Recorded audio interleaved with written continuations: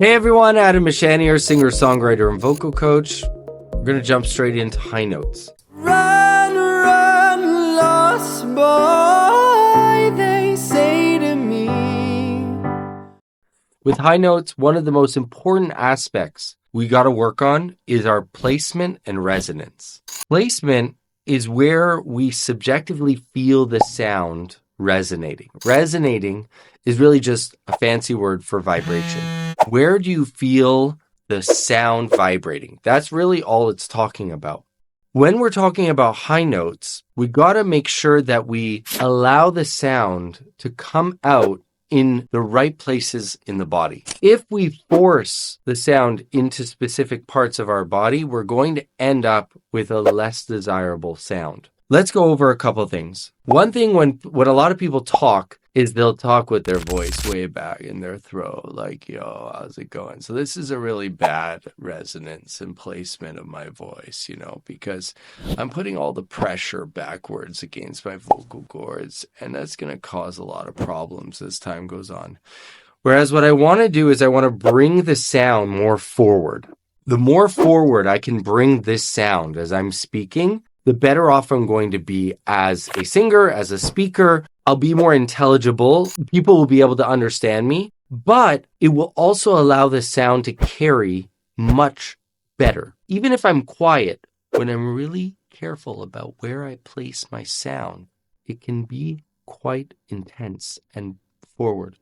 Whereas if I let the sound fall back in my throat and I even try to increase the volume, it's still hard. It's not as intelligible to understand what I'm saying. So you can understand how placement has a really big part to play in notes in general, but high notes in particular, because we're going to feel them and everybody subjectively feels them in slightly different places. But we want to place them more or less in what we call a forward upward placement. So the more we can imagine getting the sound up and out of our throat and up here into the front of the face, the better off we're going to be. This is a term that many people have heard called singing into the mask.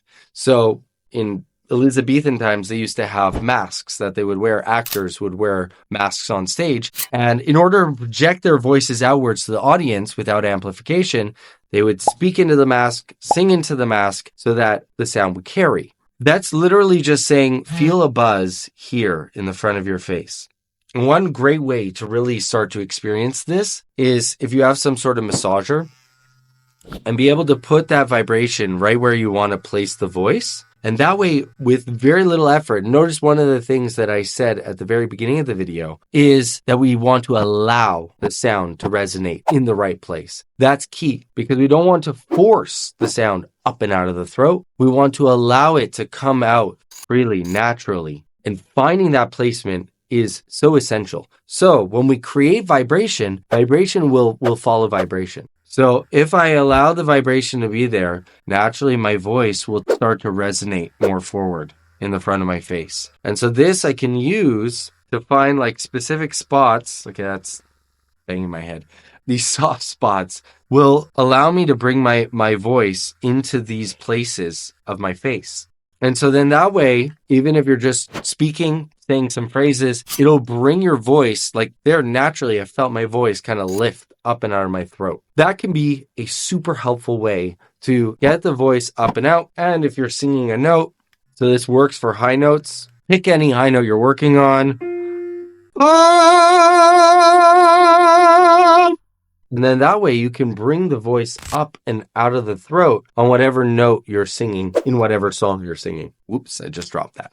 So another great way, if you don't have a massager, is to really just bring your fingers to the front of your face and try to feel vibration there and see if you can bring the voice up into the front of the face. And especially when you're talking, try to bring that resonance forward. Hi, how's it going? Bring that resonance to that spot. And then you can bring that into different parts of your range. Hi, how's it going? Hi, how's it going? And that way I'm bringing my voice more forward as I'm singing the phrase, whatever it be. Lately, I've been losing sleep. You're bringing that sound more forward instead of being, lately, I've been. That's going to be much harder to sing. Another great exercise to open up the resonance cavities in the body is the NG sound. Many of you have probably played with this. Sing, sang. But here, what I want you to do is start with that, and then I want you to pull away and try to open up the mouth. So we're going to go,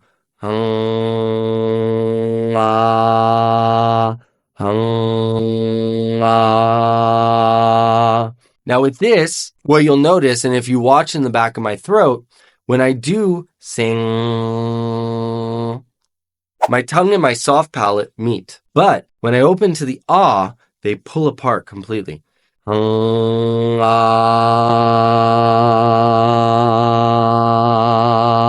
And especially for high notes, we want that separation to happen. So one thing that can help people that are really struggling with high notes is on an ah, try to put your finger on your tongue. And there, I want you to try to think of making a nice, clear ah sound. Ah, ah. This is really going to help to open up those resonators that will fit the placement to where we want it to be when we're singing those high notes. Another thing to notice is that what we want to happen is for the uvula on the soft palate, the little dangly thing, that's called a uvula. We want that to go up. Now watch this. And you can do it at a low volume. Ah.